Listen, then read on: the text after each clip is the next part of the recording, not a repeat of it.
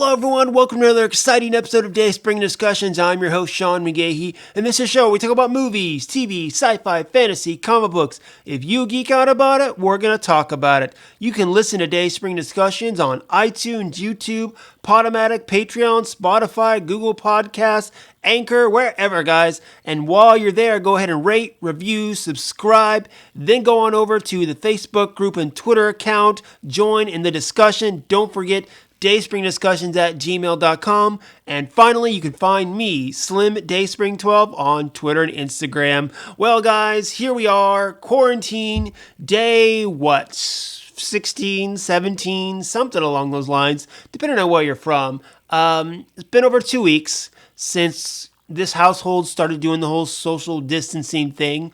And, it's going for that most part. We kind of implemented a little activity of schedules for my daughter to do. I'm at home while my wife is working, so I'm kind of in charge of, making sure that she's doing some worksheets school-wise and keeping her entertained most of the day.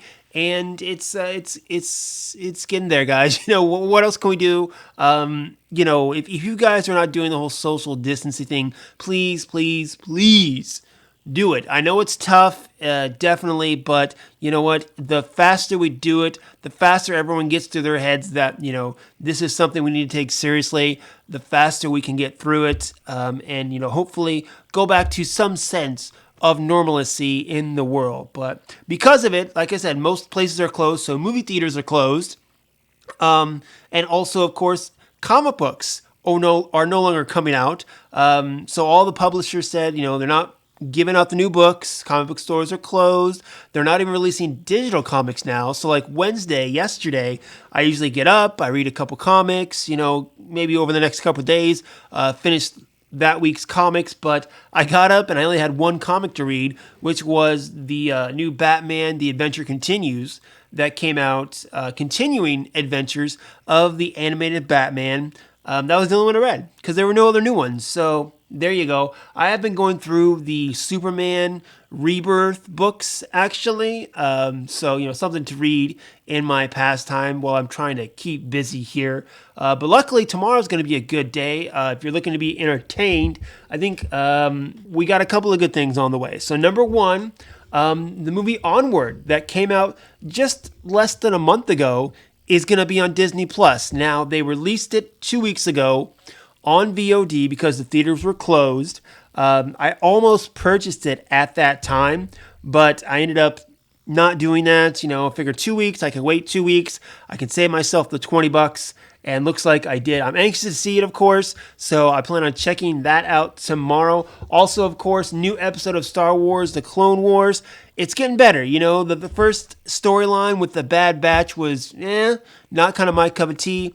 They got Ahsoka back in here now. She's going on her adventures post leaving the Jedi Order. The Siege of Mandalore, I know, is coming up soon this month, so I'm excited for that. But if you haven't jumped back on the Clone Wars episodes, now would be a good time to do, because I think they're getting better and better, leading all the way to the Clone Wars finale, which I think should be a good one. Finally, Harley Quinn Season 2 coming out tomorrow. That's right. It was very, very not so long ago that we actually got the season finale of Harley Quinn. When was it? It was back February 21st was when the final episode came out. And then, tomorrow we're getting the first episode of season 2. So that's awesome. Very surprised about how much I enjoyed that first season of Harley Quinn, because I'm not a big Harley Quinn fan as far as the character. But, if you haven't checked out the series, go online, give yourself the free trial of DC Universe, and at least watch the Harley Quinn series, because I think you'll get a good laugh out of it, especially nowadays. All right, a few other housekeeping things. Star Wars The Rise of Skywalker, physical media, the disc are out, came out on Tuesday. I braved the real world to go to Target while I was picking up some prescriptions, and picked up my physical copy of the movie, of course, and then downloaded the digital copy.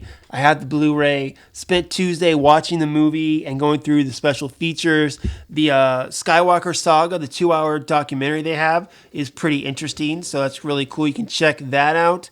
Learned a couple of cool things as well. But also, the day before on Monday, Lisa finally finished the novelization of The Rise of Skywalker by Ray Carson.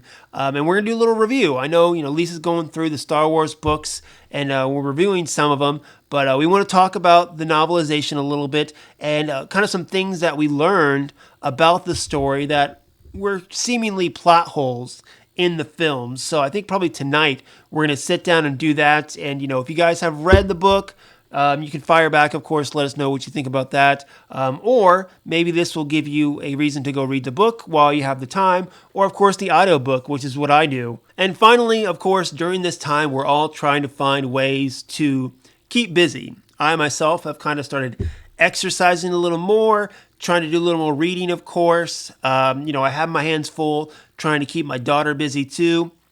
And then, of course, I always told myself that I would try to watch more of the TV shows and movies that are on my streaming service queues, like my Netflix queues, my Hulu queues, my Amazon queues, stuff that I, wanted to watch and just haven't gotten around to.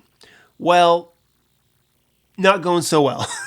But I did tell myself that I was going to go back and rewatch a couple of my favorite series, actually. The first one being Voltron Legendary Defender on Netflix. Now, this is one that I, really enjoy. The final season, and there's like 1 or 2 seasons, I guess, that weren't great. But overall, I really enjoyed the series. So it's something I'm rewatching. I started yesterday. My daughter watched a little bit with me. She wanted to watch some more. So that's something that we can watch, while we're around during the day, that I don't have to worry about, what she's going to take away from it. Where the other thing that I'm going to rewatch is Daredevil. Netflix's Daredevil. It's the 5-year anniversary of the series. So I decided to go back and rewatch that. 3 seasons, technically 4, because I'm going to skim through Defenders as well. But I'm planning on rewatching those 2 series for this month, mainly because of Daredevil, like I said, is the 5-year anniversary. But I went yesterday and watched the first 3 episodes.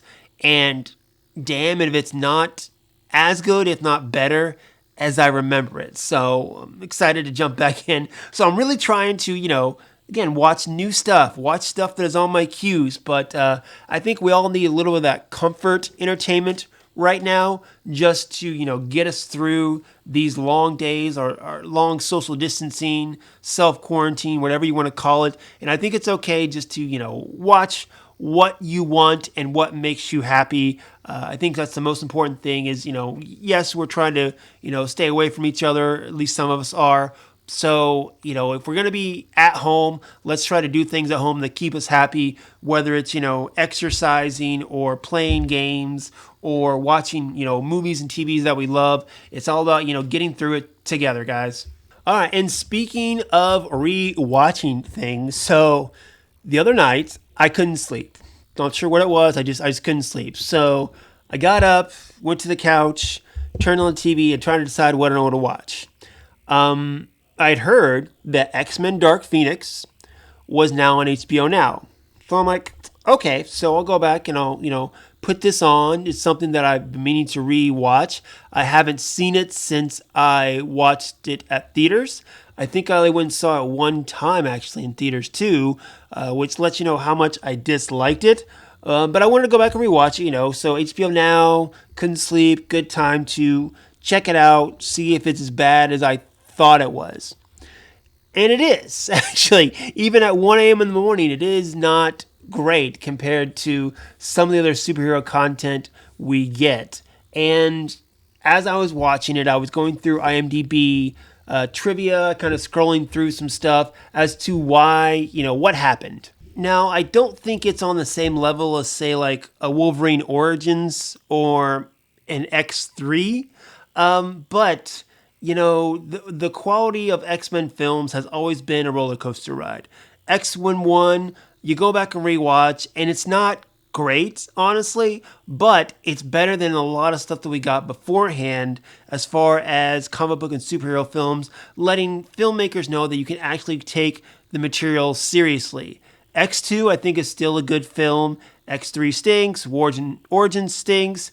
First Class, I've always said you could really just take the Xavier and Magneto parts of that movie and it's fine. It's all the other noise that really I don't like. Days of Future Past, one of the top, five favorite comic book films ever. I loved it. Apocalypse, I know a lot of people liked. I still enjoy it, especially when you look at it as almost kind of closing off the prequel trilogy, which I don't want to get into too much detail as far as that goes. So with Dark Phoenix, it had a lot going against it, to be honest, because the previous film, Apocalypse, wasn't very well thought of. You had a fresh director, Simon Kinberg, who has been producing and helping write the X-Men film for years. But, first time director, high budget, it usually doesn't go very well. And then while this thing was in production, you had pretty much what I would call an MCU problem. Now, that's on kind of two levels with the film. Was number one, there were plot points they were using in the film that were very similar to another MCU film that was coming out or was in production, which was Captain Marvel. This film was going to use Skrulls. There was going to be an intergalactic battle, very similar to what Captain Marvel was going to have, which again is maybe another reason why they pushed it back a little bit, perhaps. I think they moved dates on this movie twice, even. And then the other thing, of course, was before the film came out, the Fox Disney deal had closed, which means that all the Marvel characters that Fox had the rights to, such as X-Men and Fantastic Four, were now owned by Disney, and we all knew they were going to just clear the slate off. Marvel Studios was just going to probably start fresh. So this one, along with New Mutants, were kind of the films that almost were throwaways, I think, in Disney's concerned, and they really just, they didn't really want to deal with it. So I think they just kind of put it out there to see what it was going to do, and it didn't do very well. But I think a lot of the problems with it, of course, had to do with the story. There are some parts where I think the actors, especially the veteran actors like Jennifer Lawrence, Michael Fassbender, James McAvoy, they were bored, I think. You could see it in their performance. There wasn't much fire in them to where, they've been playing these characters for a while. Feels like they didn't even want to be in this movie. And you can tell in their performance, they didn't want to be there. Everything was still kind of centered around them, minus Sophie Turner as Jean Grey. And the other new characters, such as Cyclops, Storm, they really were trying, but they weren't given enough material to make a difference. Personally, I have no idea why Mystique lasted so long and was such an important part in these last couple X-Men films. I mean, I know why, because it was Jennifer Lawrence. She's a popular actress, so, you keep the popular actress in the center of it to bring in more of an audience. I think that's a horrible way to write a movie, and probably, a reason why Apocalypse and Days of Future Past, or not Days of Future Past, but probably a reason why Apocalypse didn't do so well. Sophie Turner, of course, Game of Thrones, very popular at the time too. So, let's bring in Dark Phoenix, let's do this again. And we have our Jean Grey as a popular, well-known actress in a very popular series, so we can make the story around her. Big mistake. I don't know why they thought they needed to do Dark Phoenix. Okay, it had been done before. It done horribly in X3, but that post-credit scene in Apocalypse sets up Mr. Sinister. And Mr. Sinister, number one, is a great X-Men character, and number two, would have done so much better and explored new areas than rather going back to Dark Phoenix. When you got Magneto as your villain, you got Phoenix. We've seen those characters, those bad guys, those plot points before in X-Men films. Bring in a new villain, Say what you will about Apocalypse. At least he was something different. Sinister could have done that. And why they did not try to bring him in or do that, they wanted to go straight to Dark Phoenix because, like I said, perhaps they, had that popular actress playing Jean Grey at the time and they wanted to center around her. I don't know, but I think also maybe a little bit that the Fox Disney deal was looming, and they tried to go out with a big bang, and it wasn't the right call in my eyes. I mean, not only did they do the wrong story, they didn't do it properly. Really, when you look at this film, I know there was said to be rewrites all the time, and I believe it. The story is so clunky. It doesn't flow well. There's no big emotional attachments. Go back and look at the X-Men animated series from the 90s. The Phoenix Saga, the Dark Phoenix Saga were done almost perfectly. And because it was centered so much around Cyclops and Jean Grey. And yes, I am a Cyclops fan, so maybe I'm a little bit biased here. But again, they tried to make this story more about Xavier and Mystique rather than Scott and Jean. Jean Grey was a part of it, yes, and they tried to bring her in, but they downplayed Cyclops in this, and they didn't give enough time to set up their connection to where it just fell flat for me. And they wanted to bring in the Skrulls, and they couldn't, or they were afraid to, because they were going to be seen as just copying the MCU. I would have said, fuck it, okay? Fuck it. Bring in the Skrulls, okay? Bring in the Skrulls and do a better job. Make them menacing villains and not these like misunderstood alien race like Captain Marvel did. Make them bad guys. And that would have been the right way to go with it, but they didn't do that. They downplayed it because they were scared, and it's the wrong way to go. In a studio that makes films like Deadpool and Logan, they should have stood their ground in my eyes. But you know what? Fox got scared, and that's their own fault. That they have no one to blame for this horrible story but themselves. And not even looking at the intergalactic level, Jessica Chastain's character. It's not even looking at the alien factor of it all. There were a group of people that were trying to contain or use the Phoenix Force, right? In the original Dark Phoenix storyline, that's called the Hellfire Club, okay? Very, very, very easy fix was making Jessica Chastain Emma Frost, aka White Queen, and having her battle with Jean the whole time over control of the Phoenix Force, trying to control her, whatever. But wait, they killed Emma Frost off screen in Days of Future Past, even though she was horribly done by January Jones in First Class. So what could you have done? Easily, did some little writing trick that said that, yes, she is Emma Frost back from the dead, or she's been in hiding, or blah, blah, blah, blah, blah, and made her, again, the White Queen, the leader of the Hellfire Club since Sebastian Shaw was dead, and still making about mutants versus mutants, fighting over this Phoenix Force, and she loses control. You don't have to bring in the aliens if you didn't want to. But them trying to contain this power, this cosmic power, it could have been about that. But again, it was so disjointed and all over the place, and it fell flat. And the finale, the train sequence, was pretty cool. I'll give you that.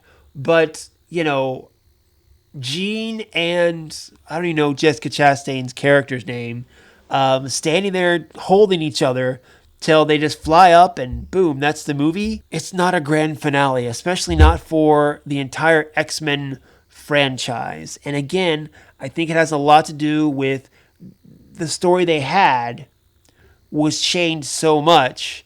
It all went wrong from there. I mean, I think, there could have been a lot more to it. I think it could have a lot better, but,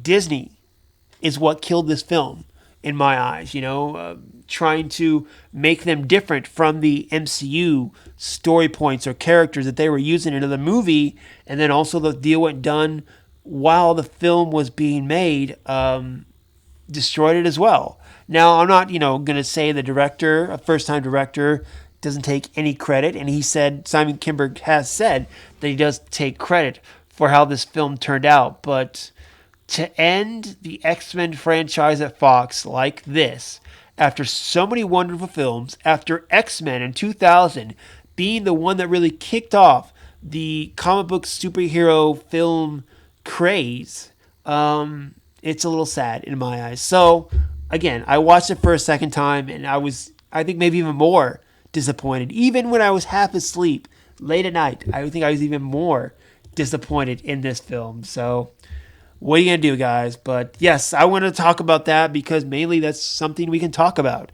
No big movie news is coming out, no films, no comic books, so uh, I'm just biding my time like the rest of you. But if you have not seen X-Men: Dark Phoenix, I do recommend form your own opinion. Hop online wherever you can find it, whether you want to rent it through streaming, whether you can find it on HBO Now, and watch it. And tell me if you think I'm wrong. Tell me if you think I'm right. Tell me if you think some of those changes could have been better. Let me know, and then hit me up on the Facebook group, Twitter account, Dayspring Discussions at gmail.com. All right, guys. Well, that is it for me today. Gonna get on with my day. Like I said, got some episodes of Voltron I can watch, some Daredevil. What are you guys doing there this time? What are you watching? Fire back. Let me know. Of course, I always love recommendations. I've gotten a few of those as well. Just everyone, like I said, be safe, be smart, and the faster we realize that how serious something like this is, the faster we can get through it. I'm dying to see my friends to get out and continue my regular life. I really am, especially going back to work. It's hard, trying to be home all the time.